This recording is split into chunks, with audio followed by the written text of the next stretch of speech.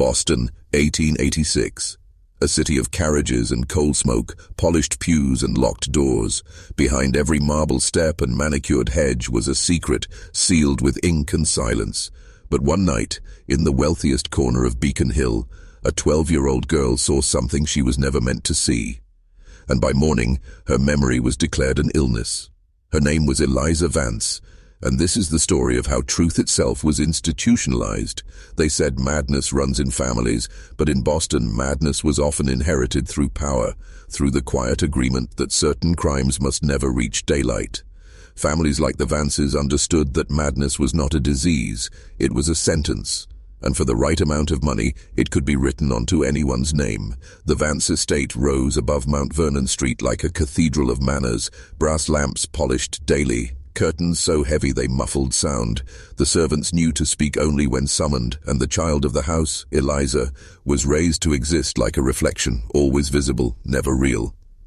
Her father, Henry Vance, was a man of contracts and corridors. He dined with mayors, invested in rail lines, and smiled for the papers. Her mother, Margaret, ruled their home like a general wrapped in silk. Her voice never rose because it never had to. It began on a night so quiet you could hear the clock's pendulum counting each lie the house was built upon. The argument rose first, muffled, desperate. A man's voice pleading, a crash, then silence, thick and total.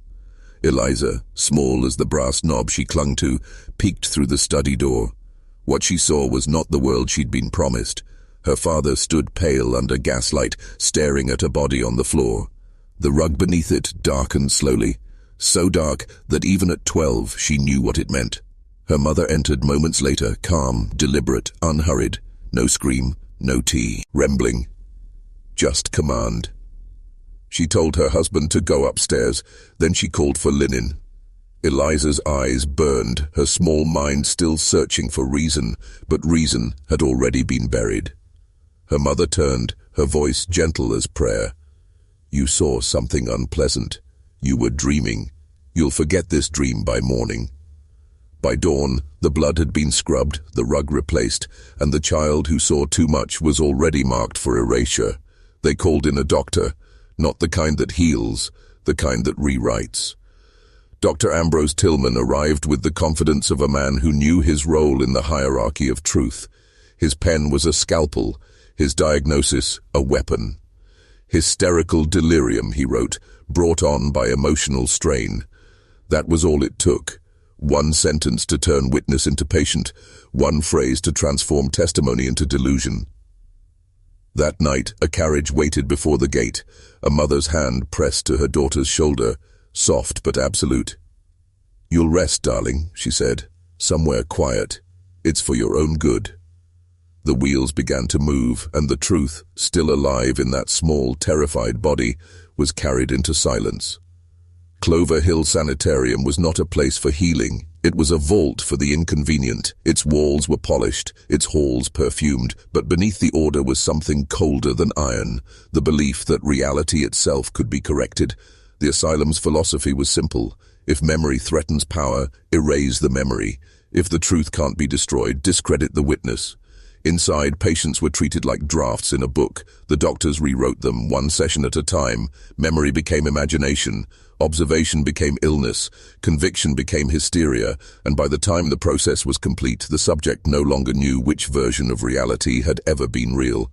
Dr. Elias Thorne, the institution's director, believed the mind was a room, one that could be rearranged. We redecorate delusion, he said. We reframe disorder. His tone was calm, almost holy, but his methods were surgical. Patients were starved of light, sleep, conversation, until the will cracked and the new narrative could be painted over the old. For Eliza, the treatment began with questions that felt like riddles. Are you certain what you saw was real? Thorne asked. Can a child's eyes know the difference between fear and imagination?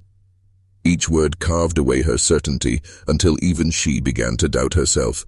That's how control works, not through force, but through confusion. It doesn't destroy belief, it corrodes it. Days became weeks. The doctors called her progress encouraging. Her memories became fragments, her protests softer. When she tried to speak of the night in the study, they wrote delusional recurrence. When she sat silent, they called it improvement, and soon even her silence was taken as proof she was healing. But someone else was listening, a young attendant, Bart Hayes, who'd seen too many patients arrive lucid and leave vacant. He noticed how Eliza's answers were recorded differently than she gave them. He noticed how letters addressed to her family were intercepted and rewritten, and one night he found her file, a single page stamped recovered. No details, no notes, just the word that ends all questions. That's how the story was meant to end. A closed case, a forgotten name, a ledger balanced. But history has a habit of leaking through the cracks. Decades later, when Clover Hill's archives were cleared for demolition, a set of ledgers surfaced. Page 214B, Eliza Vance, with 2 annotations in red. Observation terminated. Patient transferred. But there was no record of where. No date, no discharge, no death certificate. Only a note scribbled faintly in the margin. The girl remembers. And that's where the real story begins, because every institution that hides behind medicine, morality, or order eventually reveals the same truth. Control has always been the most profitable cure. The asylum was never about madness, it was about narrative, and those who control the narrative control history itself. Now tell me, viewer, how many of your own memories were rewritten without your consent? How many truths did you stop believing because someone with a title told you not to? Think of Eliza Vance, a child who learned too early that truth isn't protected. It's punished. And remember this. Not every cure was meant to heal. The doors of Clover Hill closed behind Eliza with the soft hiss of finality. Not a slam. Not a lock. Just the sound of air being sealed. Like a vault accepting its contents.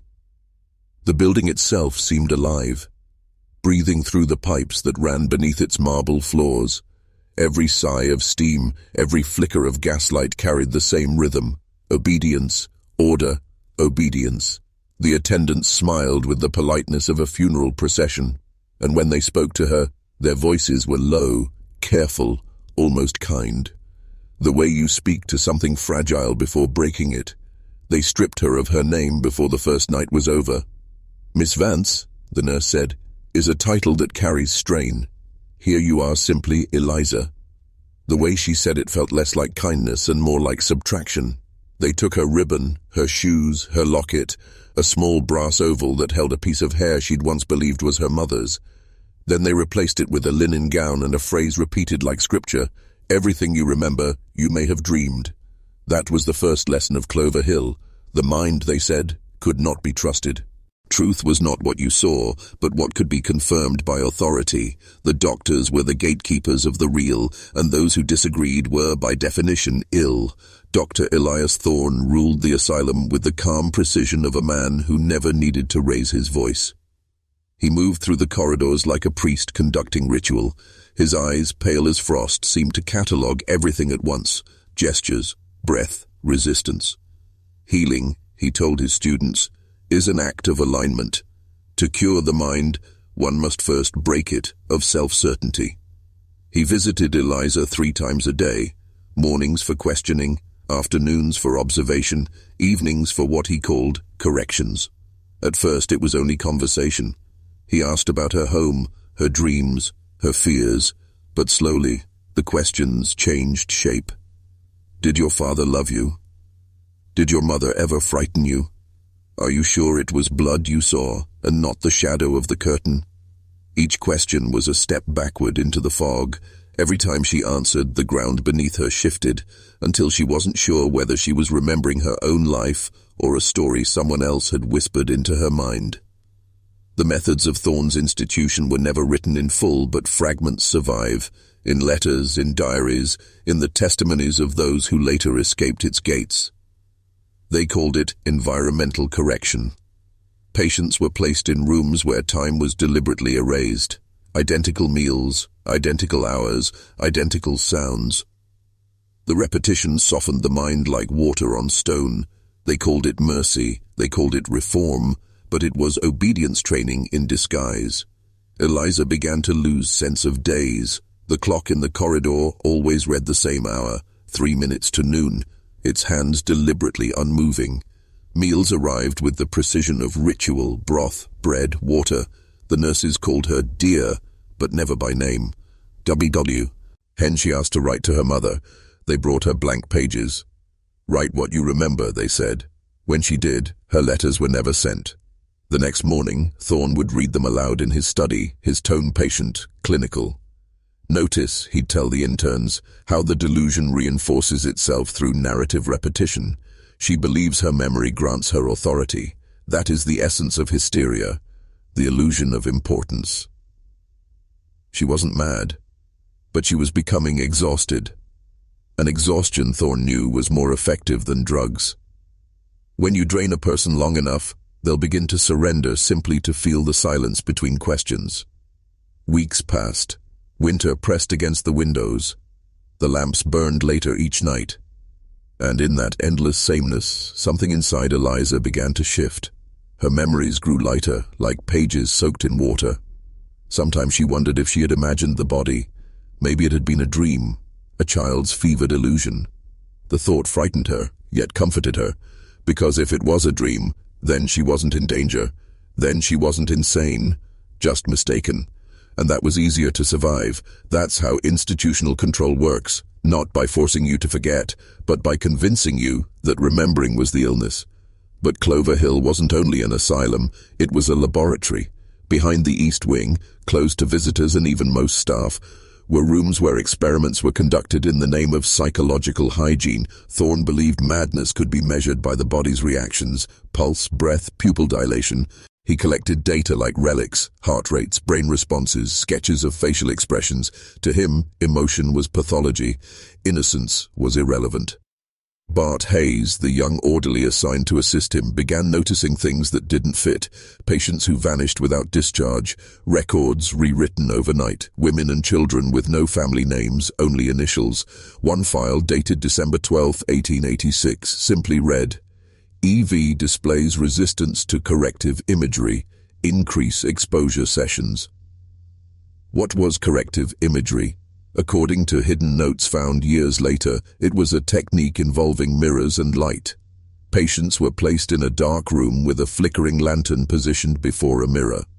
They were told to watch until their reflection seemed to move on its own, to witness the mind detach from illusion.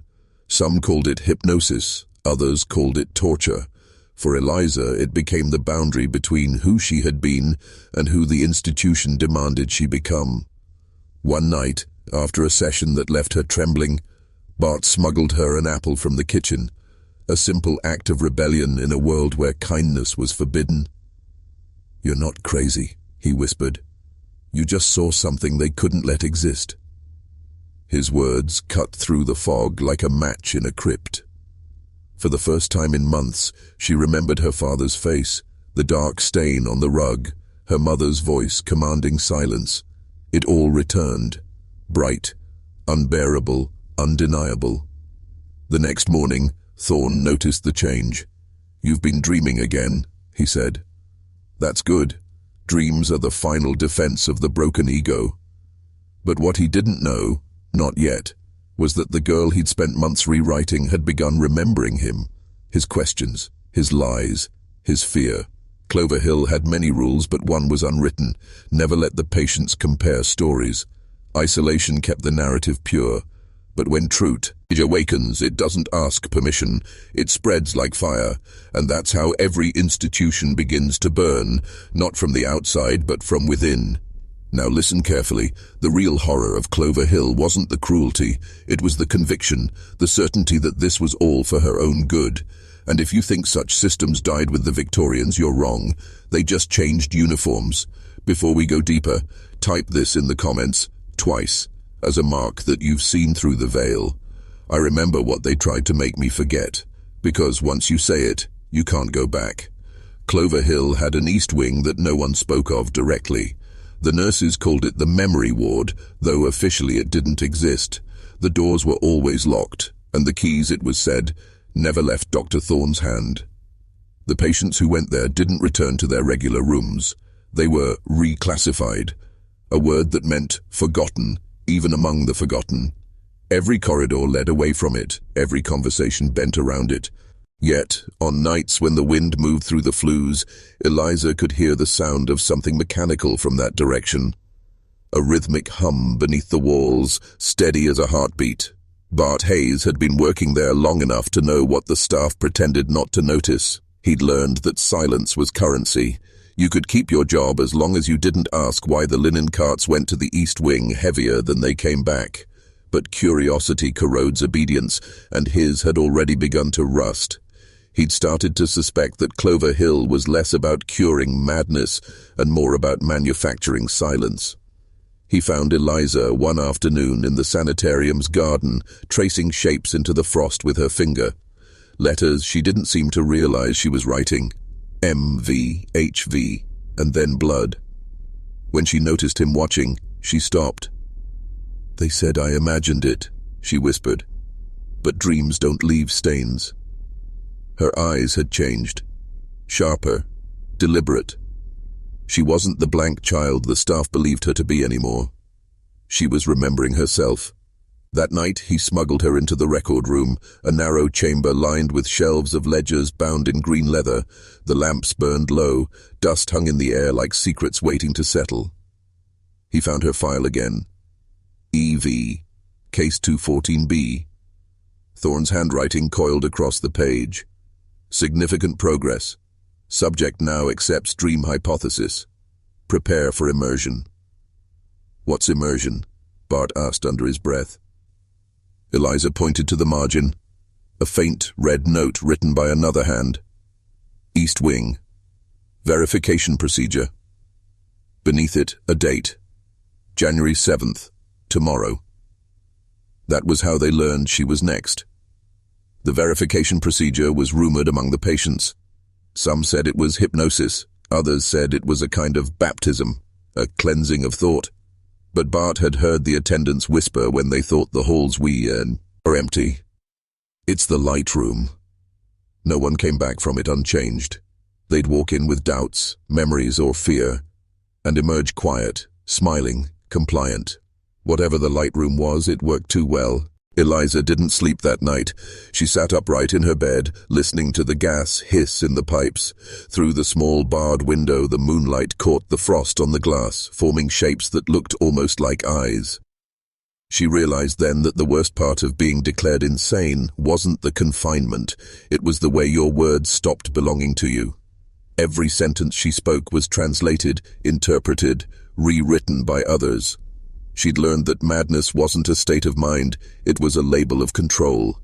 Whoever held the pen decided what was real. In the morning, 2 nurses came for her. They smiled too much. "Just a little test, dear," one said, "to help you forget the bad dreams." Her hands trembled, but she nodded. Compliance was survival. The less you resisted, the less they noticed you thinking. Bart followed at a distance, pretending to wheel a supply cart. They led her down a narrow hall lined with white tiles that reflected everything but warmth. At the end stood an iron door with a circular window, its glass fogged by steam. Thorne was waiting inside.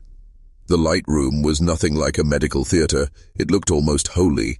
A circular chamber lined with mirrors, a single chair in the center, and above it, a lantern suspended by brass chains. The flame inside burned unnaturally bright, white instead of yellow, like the heart of a forge. "Light reveals truth," Thorne said as he approached. "The mind's lies wither beneath it." He instructed her to sit. The moment she did, the room seemed to tilt, reflections bending inward like watching eyes. The light pulsed once, twice, then held steady. "Now, Eliza," he said softly, "tell me what you saw that night." She hesitated. He smiled, encouraging. "You may begin with the dream." "I saw my father," she whispered, "and someone else. There was blood." "Dream blood," he corrected gently. Her voice faltered. "No, it was real." He adjusted a small lever beside the lamp. The light brightened. She flinched. "You're certain?" he asked. "Because false memories are contagious. They spread like plague among the hysterical." Her hands clenched. It was real. The light intensified again. The mirrors shimmered like liquid silver. In her reflection, her own face seemed to change. Eyes wide, mouth trembling, until she almost didn't recognize it. The walls whispered with the echoes of her own voice. "You saw nothing." Thorn leaned closer. "There are only two kinds of memory," he said. "Those which serve order, and those which destroy it. Which kind do you want to keep?" She didn't answer. He turned another dial. The light became unbearable, white as snow burning on skin. Her heartbeat thundered in her ears. And in that moment of sensory collapse, she saw it again. Not the study, not her father. Something else. A face behind thorns. Another man watching through the mirror. Older, expressionless. For a fraction of a second she thought she recognized him, the face from the portrait that hung above her family's staircase. The same jawline, the same eyes. Henry Vance, her breath caught. "Father?" Thorn paused, startled. "What did you say?" She blinked. The reflection was gone. Only her own terrified face stared back. "Nothing," she whispered. He smiled faintly, masking irritation. "Good. Then we're done for today." She was escorted back to her room. Her legs felt hollow, her vision dim, but beneath the exhaustion, something new stirred. Not confusion, but confirmation. She had seen her father's face. He was alive, and somehow he was watching. That night, Bart slipped a note under her door, just 5 words, scrawled in haste. "I've seen the mirror too." It was the first crack in Clover Hill's wall of silence, and once cracks form, even marble begins to break, because what was reflected in that mirror wasn't just her memory. It was the architecture of an entire deception, one that linked the Asylum, the Vance family, and something far larger than either. And as she lay awake, replaying the image in her mind, she realized the truth. The Asylum wasn't built to hide her. It was built to protect them. The next morning, the air in Clover Hill felt different. It wasn't colder. It was thinner, lighter, as though something unseen had been disturbed in the night. The nurses moved faster, quieter. The attendants avoided eye contact. Somewhere down the corridor, Eliza heard the sharp rhythm of boots, Thorn's, pacing. Something had gone wrong. Something he didn't expect. When Bart passed her during breakfast, he didn't speak. He only brushed his sleeve against her hand, a folded scrap of paper hidden inside. She waited until she was alone in the laundry room to read it. The handwriting was rushed, trembling. "Meet me in the furnace hall at midnight, East Wing." Every rule in Clover Hill forbade movement after curfew, but Eliza had long stopped believing in their rules. Fear was a luxury the sane couldn't afford. When the bell struck 12, she slipped barefoot through the darkened corridor. The gaslights were dimmed to half-strength, the walls breathing with the hiss of unseen pipes. Each step felt like trespassing inside someone else's dream. The furnace hall was a long chamber beneath the east wing, low-ceilinged, lined with brick, the air thick with soot and heat. Bart was waiting by one of the old boilers, his face lit orange by the flames. He looked different, not just tired, haunted. "They burned the files," he said, "all of them. Every patient from the East Wing, gone. But I found something in the ash." He pulled out a metal clasp, blackened but intact. Stamped on it was a family crest, a lion and a sheaf of wheat. She knew it instantly. "Vance," she whispered. Bart nodded. "Your family's seal." It was holding together a bundle of records. He handed her a page, half-burned, but the ink still legible where it mattered. Ledger number 7, Acquisitions, Estates and Patients. Below it, a list of names, dates and amounts. Donations, all addressed to Dr. Elias Thorn. Beside each, a corresponding patient admitted within the same week. The pattern was unmistakable. The wealthy paid for silence, for inconvenient relatives, witnesses, servants who'd seen too much. Their madness was purchased wholesale, recorded in neat, symmetrical handwriting. Eliza ran her finger down the column until she reached the bottom. E.V. Admitted Jan 4, 1886. Contribution recorded Jan 5, donor, H. Vance, her father. The page shook in her hand. "He paid them," she whispered. He didn't send me here to protect me. He bought my disappearance. Bart exhaled. Clover Hill isn't a hospital. It's a laundering house. They wash away guilt, not illness. He looked around the shadows, lowering his voice. And Thorn. He's not just a doctor. He's an accountant of memory. He keeps 2 ledgers, one for the city and one for them. Them? The patrons, Bart said. The ones who fund this place. Your family, the Braithwaites, the Donnellys, the kind of people who built Boston on graves and called it legacy. They call it the Circle of Providence. Their money runs through the asylum, through the charities, through the schools. Every donation cleans another crime. Eliza stared into the furnace, the flames blurring her reflection. The truth felt too large to fit in her chest. The asylum wasn't hiding her. It was built from her family's sins. And Thorn was its keeper. We have to show someone, she said. Bart's laugh was quiet, bitter. Show who? Every magistrate in the city's ledger is written in the same ink. Even the papers print what the families approve. The truth doesn't survive outside these walls. That's why they built them. He handed her another fragment, brittle as parchment. It was a list of patients marked recovered. All names she'd heard whispered in the hallways. Women who had stopped speaking, men who stared at nothing, children who smiled too perfectly. Where are they now? She asked. Bart hesitated. The East Wing has a second furnace. Her stomach turned cold. He led her deeper into the corridor, past rusted pipes and locked iron doors, until they reached a narrow passage where the air smelled faintly of chemicals, ammonia, lime, and something worse. A small window revealed the truth. Inside, under gaslight, rows of unmarked crates were stacked neatly along their walls. Each bore a stenciled number and a city crest. Clover Hill's name was nowhere. This is where the ledgers end, Bart said. Bodies catalogued as failures. But look. He pried open one of the boxes with a piece of wire. Inside, wrapped in linen, was a stack of glass slides. Photographs. Faces, eyes closed, mouths relaxed, as though sleeping. Each labeled with initials. The last one read, E.V. Eliza's breath caught. That's me. No, Bart whispered. That means they already declared you dead. The sound that left her throat wasn't quite a sob. It was something older, deeper. The sound of identity tearing loose. They hadn't just erased her. They'd replaced her with a corpse that never existed. She grabbed the slide, holding it to the flickering light. The face was hers, but wrong. Eyes slightly slanted, jaw too broad, a waxen imitation of her. They've done this before, she murmured. They make replicas, substitutes, for the records. Bart nodded grimly. Thorn calls it ethical conclusion. Once a patient's body is accounted for, the donor's conscience is clean, the ledgers balance. Eliza turned to him, the flames throwing her shadow across the wall. Then we burn their balance.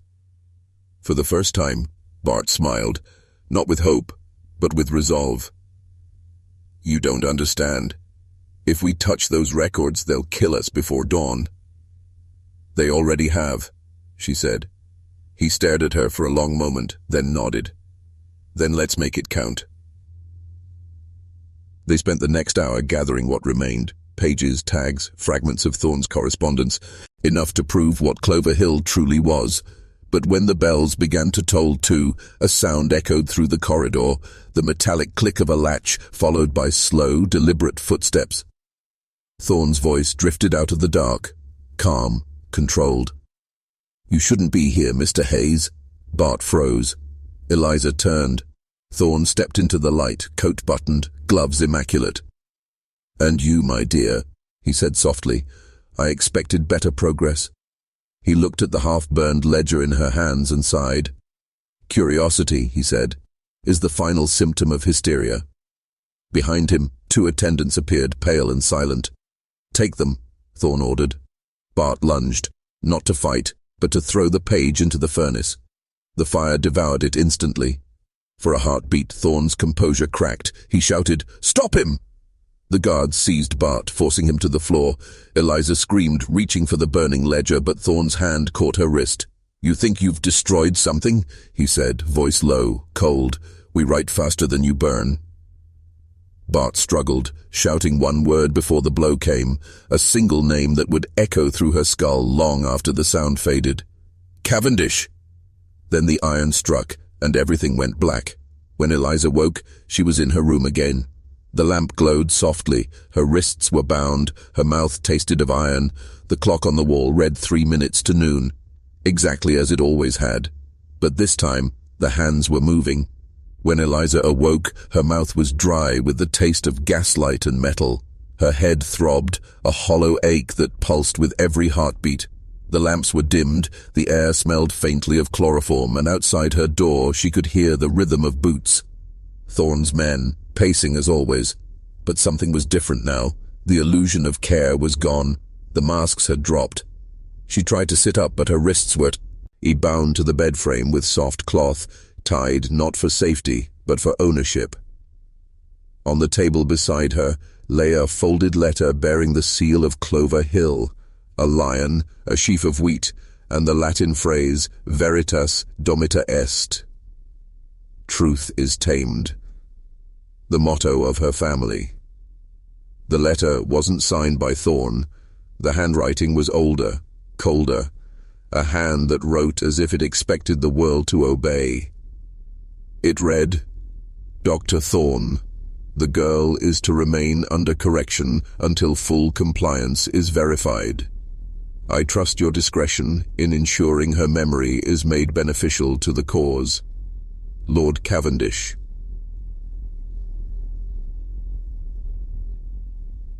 Cavendish. The name Bart had shouted before the blow fell. The name that had burned into her mind before darkness swallowed her. She stared at the signature, the way the ink curled at the end of the H like a serpent's tail. She had seen that name before, once, years ago, at a dinner her father hosted. A tall man with silver hair, his voice so smooth it made the servants tremble. He had called her father partner. He had called her little observer.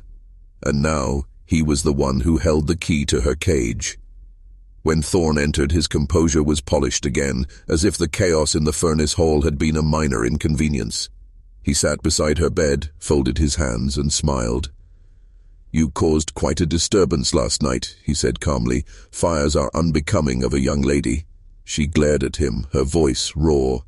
"You lied to me." He tilted his head slightly. "No, I refined you. Truth, Miss Vance, is not a single thing. It's a resource. Those who know how to shape it rule the world. Those who cling to it drown in their own sincerity." He poured water from a carafe, his motions deliberate. "You've seen more than you were meant to. So now, you'll learn how the world truly works." He unfolded a sheet of paper. A ledger, similar to the one she had burned, but this one gilded, pristine. "Clover Hill is not a madhouse. It's a filtration system.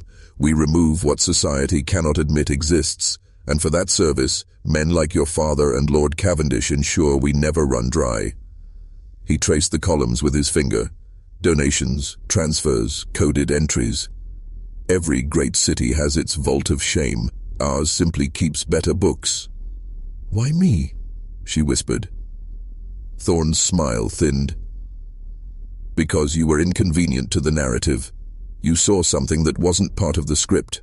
The circle of providence, your father's circle, built this city's illusion of moral order. They crafted charity from corruption, faith from fraud, and progress from suffering. You were a breach in their architecture." He leaned closer. "You don't destroy an institution by killing a witness. You destroy her by teaching her to question herself until she begs to forget." Eliza's pulse quickened. "And Cavendish?" Thorne straightened. "Cavendish is the architect, the one who wrote the charter for Clover Hill, who funds every correctional wing from here to New Haven. He believes memory is the last frontier of governance. Control what people remember, and you control what they believe. That's how empires are built now, not through conquest, but through recollection." He paused, watching her reaction with clinical fascination. "Your father understood that. He admired Cavendish. He offered you as proof of loyalty. Her throat closed. The words hit her harder than any blow. She remembered her father's trembling hands, the argument behind the study door, her mother's voice whispering, "If she ever speaks, we're finished." It wasn't fear of scandal. It was fear of disobedience. Thorne stood, adjusting his cuffs. "Cavendish will arrive. In 2 days. He wishes to inspect his investment. I suggest you rest." He turned toward the door, then paused. "Do you know the difference between insanity and revelation, Miss Vance?"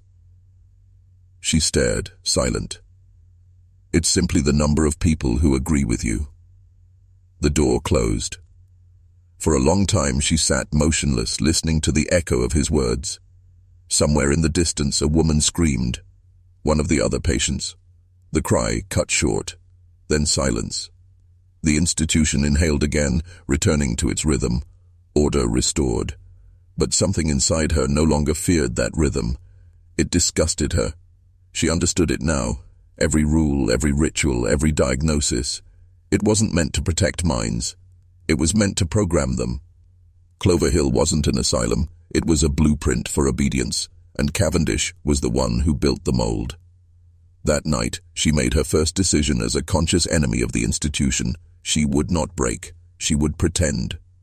When the nurse came with her tonic, Eliza smiled weakly, swallowed the bitter draught, then turned her head as if drowsy. But she didn't sleep. She waited. Hours passed, the hall quieted, and the lamp burned low. Then she slipped the cord from her wrist, twisting it with slow, practiced patience.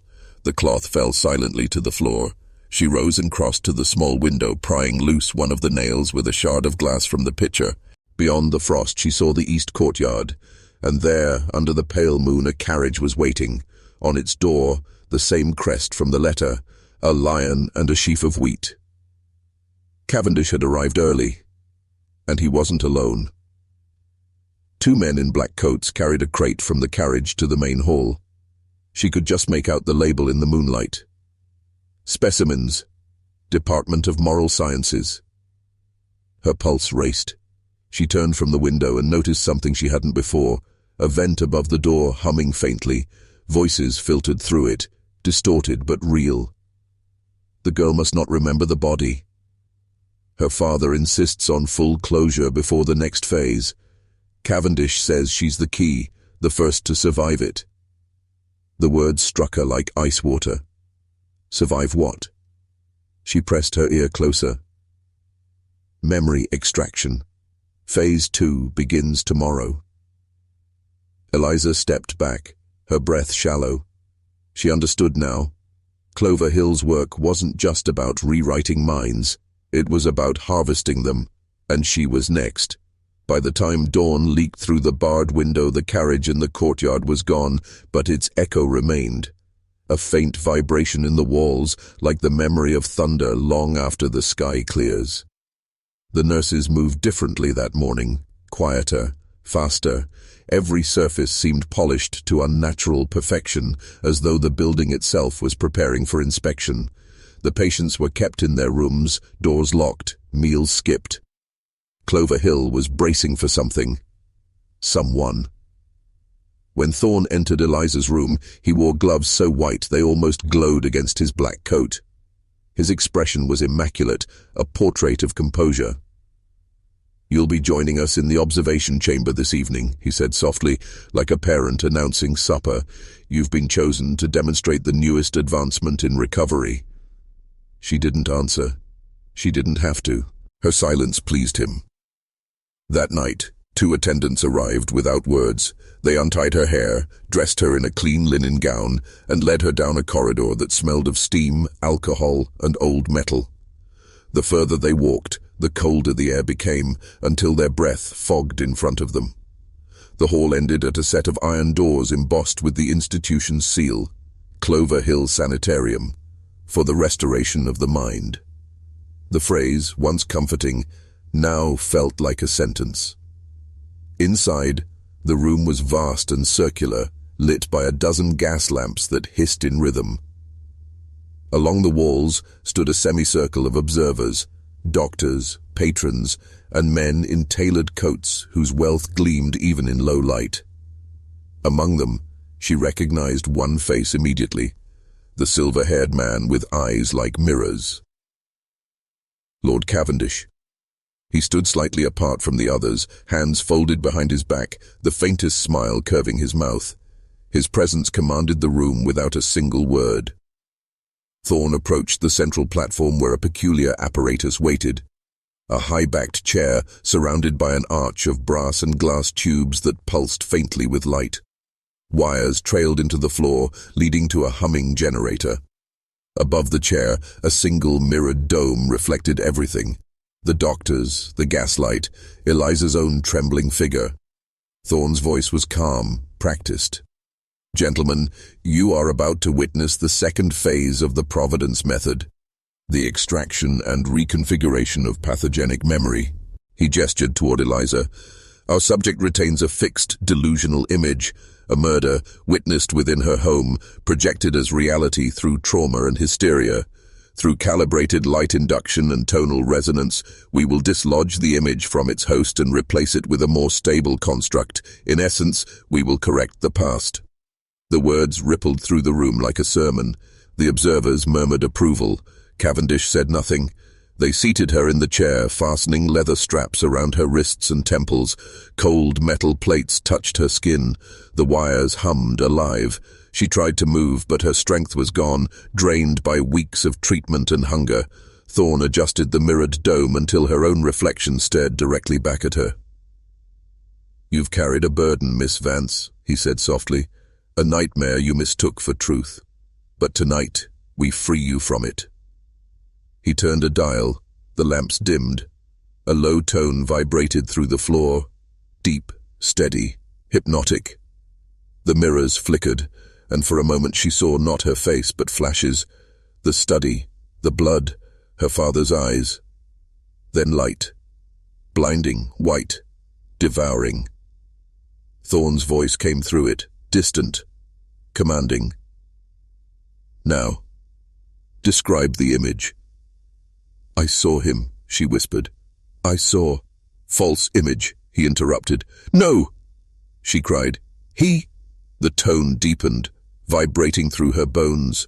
Her heartbeat stuttered. The light brightened again, burning the memory from the inside out. Images scattered. Her mother's voice, the sound of glass breaking, the smear of red, all of it dissolving. "Memory is pain," Thorn said. "Let it go." But be some, she gasped. The light flickered, and through the haze she saw shapes moving in the reflection. Not her own, but the shadows of others. Dozens of them, faces of patients she had seen in the halls, their eyes vacant, their mouths open in silent screams. They were part of the machine. Their images projected onto the mirrored dome, fragments of stolen memories swirling in circles of light. The realization struck her like lightning. The machine didn't erase memories.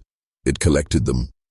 Each patient's mind was harvested, their recollections extracted and stored like specimens, raw data for Cavendish's Department of Moral Sciences.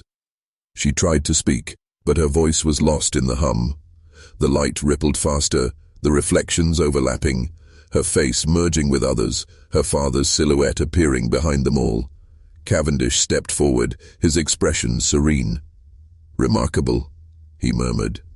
"Even in purification, the mind resists. She carries a persistence of image, a moral defect. It confirms what I've always believed." He turned to Thorn. "Proceed to full transfer." Thorn hesitated. "My lord, the child's stability." "Proceed." The dial turned. The light exploded into pure white. Eliza screamed, not in fear, but defiance. And in that blinding moment, something inside her broke the other way. Instead of releasing the image, she pulled it back. The machine shuddered. The mirrored dome cracked. Sparks rained from the wires. A sound like splitting glass filled the room. Then, silence. When the light faded, she was still breathing. The dome above her was fractured, its surface reflecting her face 100 times. Cavendish stepped closer, his calm finally slipping. What did you do? Eliza lifted her head slowly.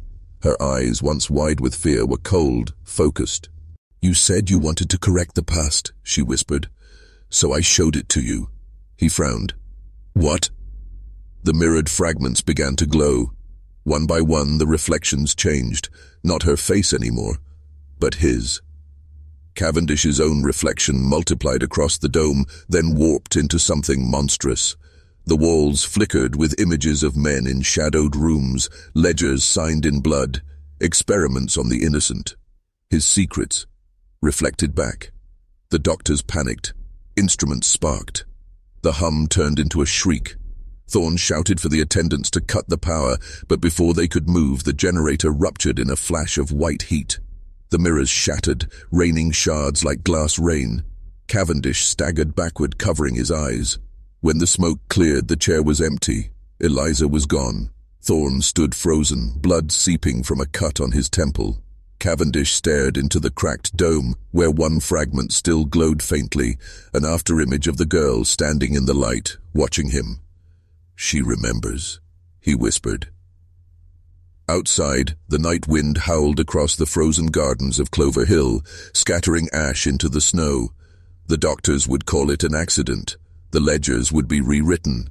But somewhere in the dark, a 12-year-old girl walked free, carrying not just her own memories, but everyone's. The truth they tried to extract had escaped with her, and history, for the first time, would remember itself. The first breath of winter air outside Clover Hill was not freedom. It was shock. Cold, biting, raw, as if the world itself had forgotten her existence. Eliza stumbled through the snow in nothing but her thin gown, her bare feet leaving faint red impressions behind her. The asylum loomed behind her like a cathedral to obedience, its gaslights flickering through the fog. The building didn't look like a place where people were broken. It looked like a monument to mercy. That was its genius. The cruelty of Clover Hill was invisible from the street. It hid behind the architecture of benevolence. Every window was a mask, every donation plaque a gravestone. She walked until the road disappeared, until the city's glow faded to the dim outline of hills and trees. Her body was failing, but her mind burned clear for the first time. The memories she had fought to preserve were no longer fragmented. They were luminous, whole, and alive inside her. The light machine had not erased her. It had opened something deeper. She could remember not only her own pain, but flashes of others, faces, whispers, names she had never heard before.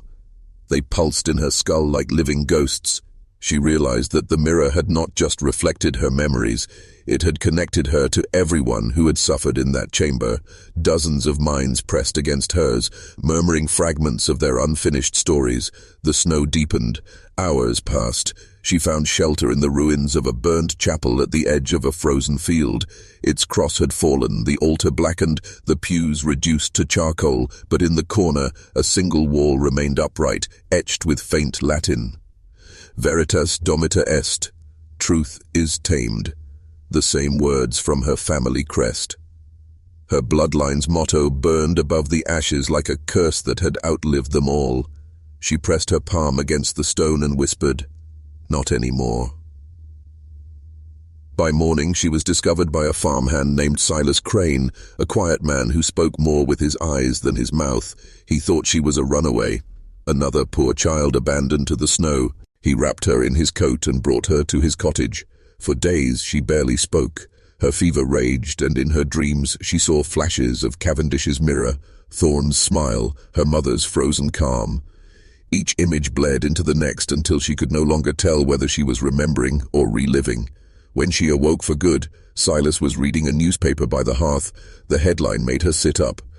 "Fire at Clover Hill Sanitarium. 4 dead. Director missing." She took the paper from him, scanning the paragraphs with trembling hands. The report said it had been an accident, a malfunction in the electrical system, patients safely relocated. The public, it assured, need not be alarmed. And yet there was one sentence that froze her blood. All records lost. They had erased the evidence again. She looked up at Silas. "Do you know who owns Clover Hill?" she asked. He hesitated. "Everyone knows that name, miss. Cavendish runs half the institutions in Massachusetts, funds the other half. They say he's a saint of science. A saint. The word made her sick. She stayed with Silas for several days, gathering her strength. He lent her clothes that didn't fit and food she could barely swallow, but when she looked out his window at night and saw the glow of Boston's distant skyline, she knew she couldn't hide here. Clover Hill was just one house in a city built on secrets, and Cavendish wasn't just one man. He was the face of something much larger, an invisible empire feeding on obedience, on the fear of those who spoke too loudly. When she left, Silas tried to stop her. "You can't fight men like that," he said. "They own the courts, the papers, the doctors. You'll vanish." Eliza met his eyes. "I already did." She walked back toward the city on roads she half remembered, passing frozen ponds and horse-drawn carriages moving through the fog. The cold gnawed at her, but the fire in her chest refused to dim. Somewhere inside her she carried the voices of the others. Each one whispered pieces of the same truth. Clover Hill was not the beginning. There were more institutions, more departments of moral science, more ledgers filled with names traded like currency. When she reached Boston's outskirts, she was no longer the quiet child who had once sat in the parlor counting the pearls on her mother's necklace. She was something new, something sharpened by loss and remade in truth. Her family's mansion loomed ahead, its lamps still burning as if nothing had ever happened. But as she stood in the shadow of its iron gate, she noticed something she had never seen before. The stone foundation of the house bore the same crest as Clover Hill, the lion and the wheat, carved into granite decades before her birth. The asylum and the home shared the same blood. She slipped around to the servants' entrance. The door was unlocked, as if expecting her. Inside, the air smelled of lavender and wax. Every surface gleamed. The portraits on the wall, ancestors with eyes of polished judgment, seemed to watch her as she crept up the stairs. The house was silent, except for the faint crackle of a fire behind the study door. She pushed it open. Her father sat in the same chair where the crime had begun, his hands clasped, his face pale. He looked older now, hollowed by something that resembled guilt but wasn't quite human. Across from him, Lord Cavendish stood by the fireplace inspecting a crystal decanter of brandy. Cavendish spoke first. "You should have stayed gone." Her father looked up, startled. "Eliza." She stepped fully into the room, her voice steady. "You sold me." He tried to rise, but Cavendish placed a hand on his shoulder. "Don't," he said softly. "The child is confused. Her mind has been tampered with." Eliza stared at them both. "I saw your mirror," she said. "Your extraction chamber. I saw what you do to people who know the truth." Cavendish smiled faintly, as if indulging a game. "What we do, my dear, is preserve civilization. Without institutions like Clover Hill, the masses would drown in their own passions. Madness must be contained, memory must be curated. It's the only way order survives." "You mean control," she said. He tilted his head. "Control is the root of order. You should be grateful. You've been given purpose now, proof that the method works." Eliza stepped closer to the firelight. "It doesn't work. I remember everything." For the first time, Cavendish's composure faltered. He studied her face as if trying to see through her skin. "Impossible," he whispered. Her father spoke then, his voice small. "Please, Cavendish, let her be. She's just a child." Cavendish's eyes hardened. "No, Henry, she's evidence." He turned toward her. "We can still correct this." Eliza reached into her pocket and pulled out something wrapped in linen. The glass slide from the furnace room, the one labeled EV. She held it up to the light. "You already declared me dead," she said, "so let the ghost speak." The flame reflected in her eyes, and for a moment Cavendish saw something he didn't expect. Not madness, not fear, but authority. The kind of authority that can't be granted, only claimed. "I remember," she said slowly. "And now you will too." The glass cracked in her hand, and the sound seemed to echo through the house like a bell tolling for the end of something vast and hidden. The wind howled against the windows. Somewhere outside, the city's bells began to ring midnight. And for the first time in her life, Eliza Vance wasn't afraid of the noise. She was the noise. By the next morning, the Vance man, Sion, stood under a sky the color of lead. Frost webbed the windows like veins. The servants moved as if under a spell. Too quiet, too watchful. News of her return had spread through the household, but no one dared speak her name aloud. Eliza moved through the corridors like a phantom retracing her own grave. Her father avoided her eyes at breakfast. His trembling hands never lifted from the tablecloth. The silence between them was thicker than prayer. He had chosen obedience long ago, and obedience had consumed him. When he finally spoke, his voice was dry as paper. "You shouldn't have come back." "I was born here," she said. "That makes it mine." He stared down at his teacup, eyes glassy. "Cavendish won't let this stand. You've made enemies you can't even name." She leaned closer, whispering, "Then I'll name them for everyone to hear." His face crumpled. "You don't understand how deep this goes. They built the hospitals, the schools, the banks. Even the churches take their gold. If you speak against them, no one will believe you. Then I'll make them remember." Those words terrified him more than madness ever had. That night, she went to the study, the room where her childhood ended. She searched through the drawers, the ledgers, the hidden compartments of her father's desk, until she found a heavy iron key wrapped in black ribbon. She had seen that ribbon before, years ago, tied around an envelope her father once handed to a man in a grey overcoat. She knew instinctively what it opened. Cavendish kept his real records at the Providence Library, a private archive disguised as a charitable trust. To the city, it was a monument to progress, marble columns, stained glass, and reading rooms filled with scholars. But beneath its floors, sealed behind vault doors, were the minutes of every meeting, every donation, every secret transaction of the Circle of Providence, the brotherhood that had turned morality into an industry. She arrived just after dusk. The gas lamps along Tremont Street glowed like eyes half shut. Her cloak was drawn tight, her hair hidden under a bonnet. To anyone passing, she looked like another factory girl on an errand. But inside her coat she carried the key. The library's marble steps were slick with frost. A doorman in a grey uniform nodded as she entered, too polite to question the daughter of a Vance. The air inside was warm, perfumed with old paper and polished oak. Portraits of benefactors lined the walls, men with severe eyes and perfect posture. Cavendish's face was among them, painted younger, but unmistakable. The plaque beneath his likeness read, "Lord Edward Cavendish, Founder, Department of Moral Sciences, 1864. She descended the main staircase and slipped through a staff corridor that led to the archive vaults. The lock on the final door accepted her key with a metallic sigh. The air inside was colder, older. Rows of shelves stretched into darkness, each labeled with a decade, a name, a lie. She lit a lamp. The light revealed file after file of transactions, estates transferred after accidental deaths, institutional donations matching patient admissions, signatures repeated like ritual.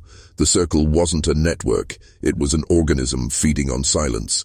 Every family of influence in Massachusetts was inside these ledgers. The moral institutions were their alibis, the asylums their furnaces, the schools and orphanages their recruiting grounds. In one drawer she found a sealed folder marked Project Lantern. Inside were diagrams of the memory machine, the same device Thorne had used on her. But these drawings were older, rougher, annotated in Cavendish's own hand. One note read, "The mind as mirror, society as reflection, purity must be maintained through curated recollection." Another line chilled her blood. "Subjects must be young, pliable, impressionable, easily rewritten. Results degrade after adolescence." The meaning was clear. Clover Hill wasn't unique. It was a prototype. Across the Northeast, institutions were being constructed, each with its own light room, each performing the same procedure on orphans, wards, and the children of inconvenient scandals. Memory wasn't being healed. It was being harvested, standardized, replaced. The circle wasn't curing hysteria. It was manufacturing obedience from birth. She felt dizzy, gripping the edge of the shelf to steady herself. The lamp flame flickered, and in that moment, she realized she wasn't alone. Fascinating, isn't it? The voice was smooth, amused. Cavendish stepped from the shadows, his silver hair gleaming like wire in the lamplight. I wondered when you'd find your way here. Your father told me you were clever, but I underestimated how clever. Eliza set the lamp down, trying to mask the tremor in her hand. You built an empire on stolen mines. He smiled gently. I built order. Look outside those windows, Miss Vance. Do you see the chaos of the modern age? Strikes, riots, fanaticism, women demanding votes, children reading books they can't understand. Without men like me, civilization would devour itself. People don't need freedom. They need structure. Structure built on corpses. On obedience, he corrected. And gratitude. The people you pity were suffering from the burden of truth. We gave them peace. Eliza's voice was ice. You murdered their minds. He stepped closer, lowering his tone to something almost tender. And yet here you stand, alive, articulate, powerful. You, of all people, should thank me. You survived my system. You are proof it works. The perfect reflection of Providence itself. She met his gaze, unflinching. You're wrong. I'm the crack in your mirror. For the first time, his expression hardened. Then I'll polish it out. He reached for her, but she had already stepped back, snatching the lamp and hurling it to the floor. The glass shattered, and fire leapt across the papers like sudden judgment. Flames climbed the shelves, licking at the ledgers, devouring names faster than any erasure Cavendish had ever ordered. He shouted for the guards, but she was already running, the smoke curling behind her in gold and black ribbons. The fire spread through the archive like truth finally unbound, racing along the corridors, shattering the silence of decades. The portraits upstairs began to melt under the heat, the faces of benefactors dripping into anonymity. When she burst into the street, the night was alive with bells and shouts. The library's windows glowed from within, a burning confession written against the fog. She watched as men scrambled to save what could not be saved, their moral empire reduced to cinders. But the fire alone wouldn't be enough. They would rewrite even this, call it accident, call it tragedy, call it anything but revelation. She needed more than destruction. She needed proof, and she had it. Hidden beneath her coat, pressed against her heart, was a single page she had torn from the ledgers before the flames. The list of founding donors to Tihur's. The Department of Moral Sciences, every name carved into Boston's marble. The Vances, the Donnellys, the Ashcrofts, and above them all, Edward Cavendish. For the first time in her life, Eliza smiled. Not with joy, with understanding. The circle believed truth could be tamed. They had forgotten that even a tamed creature can turn feral when cornered, and she was done running. By dawn, smoke from the burning Providence Library blanketed the city like a funeral shroud. Boston's skyline, its towers, its clock spires, its moral facades, rose through the haze as if nothing had changed. But Eliza knew what she had done was not destruction, it was infection. For the first time, the circle's perfect reflection of order had cracked, and once a mirror cracks, the fracture spreads on its own. She found refuge in a printmaker's workshop along the waterfront, a narrow brick building that smelled of ink, oil, and salt air. The man who owned it, Amos Treadwell, had once been a typesetter for the Boston Herald before a scandal cost him his job. He was one of the few who still printed truth the old way, by hand, without permission. When Eliza handed him the ledger page, the list of donors to the Department of Moral Sciences, he read it once, then twice, his weathered hands trembling as he traced the names. "Do you know what this is?" he whispered. "I know exactly what it is," she said. "And I need you to show everyone." Treadwell looked up from the paper, his eyes sharp despite his years. "They'll hang me for printing this." "They'll erase you either way," she said. "At least make it mean something." He studied her for a long moment, then nodded. Then we'll burn the lies with ink instead of fire. For 3 nights, the press worked without rest. Eliza fed pages into the rollers, inked the plates, and folded each sheet as it came out, headlines screaming in bold black letters. The Circle of Providence, the men who traded minds for power. Beneath the headline, she printed the names from the ledger. Not accusations, records. The first distribution went out at dawn. Newsboys shouted the headline through Beacon Hill, through Tremont, through the marketplaces where servants and laborers and merchants gathered before work. Within hours, the city began to hum with suspicion. Wives whispered about husbands' donations. Clergy tore down posters nailed to church doors. The police raided Treadwell's shop by noon, but by then hundreds of copies had already vanished into the city's bloodstream. Cavendish's empire, built on silence, was bleeding noise, but power doesn't collapse quietly. It adapts. And Cavendish adapted faster than she imagined. That afternoon, every major paper in Boston, the Globe, the Herald, the Gazette, published identical front-page editorials dismissing the exposé as hysterical invention. The authors were all men of science, men with degrees, men whose signatures Eliza had seen in the ledgers. They called her an unwell girl, a product of overexerted imagination, an unfortunate victim of the very illness she claims to expose. The strategy was perfect in its simplicity: pathologize dissent, turn truth into madness, rewrite reality 1 paragraph at a time.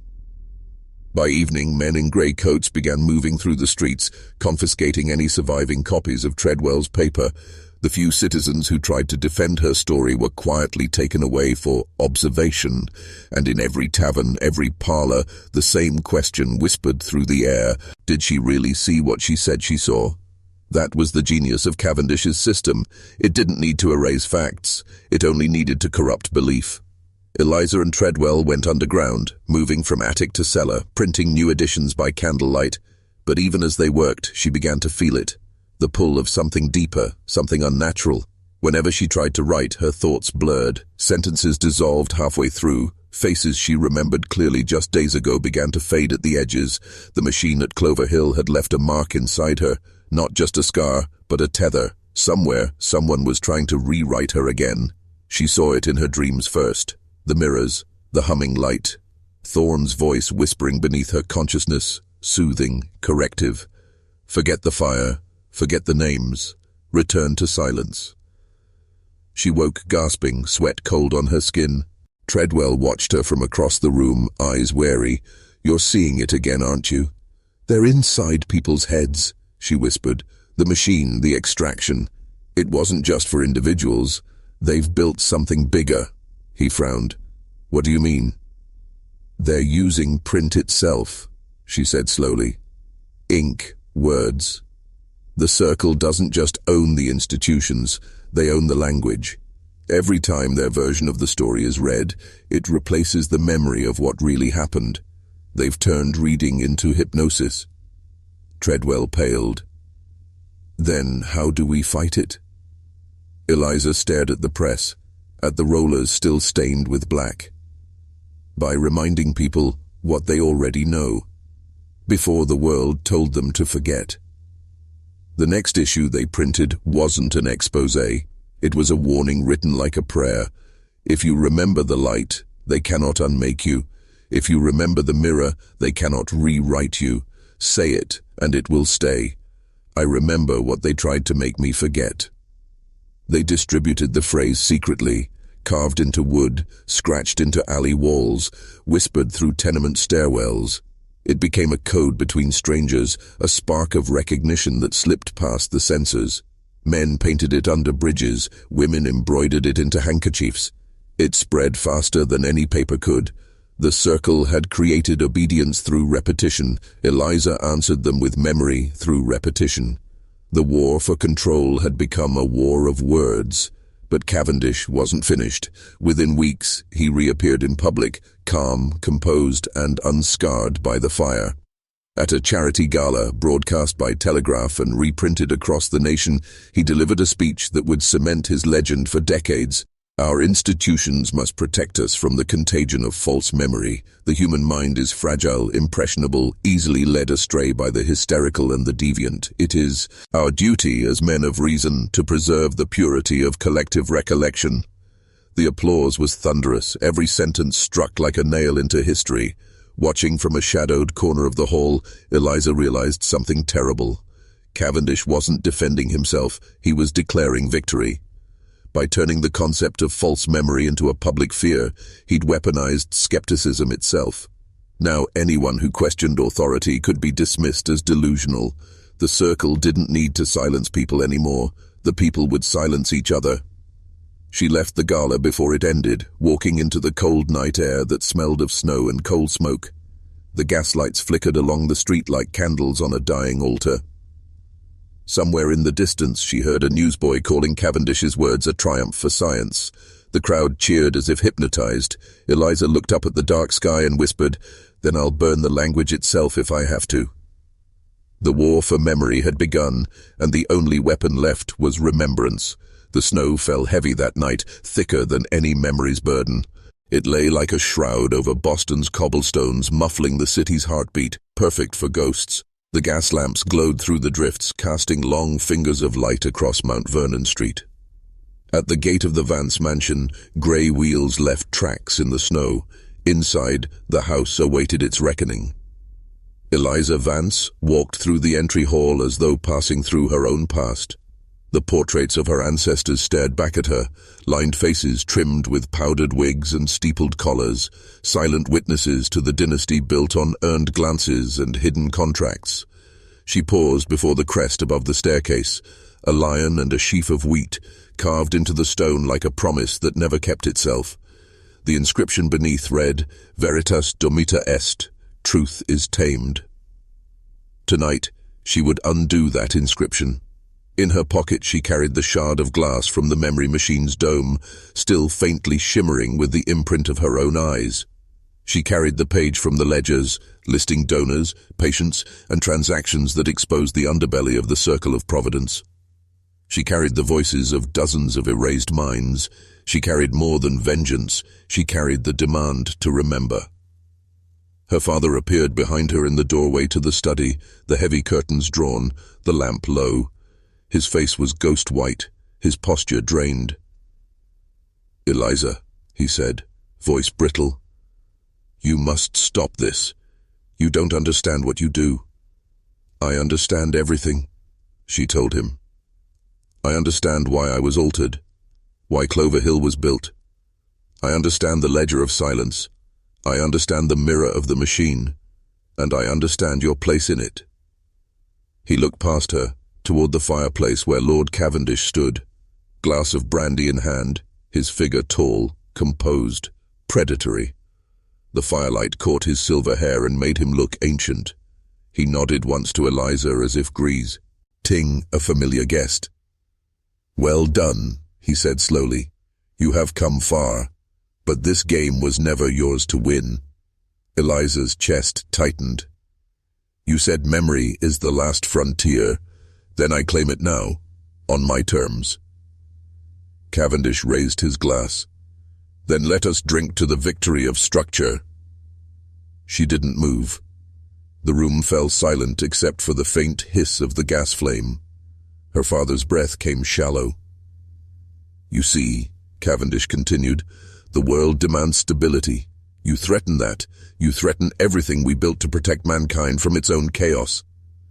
Eliza stepped toward him, the glass shard in her hand hidden behind her back. "You built an empire of obedience. You built machines that extracted suffering from the bodies of children and sold compliance to the highest bidder.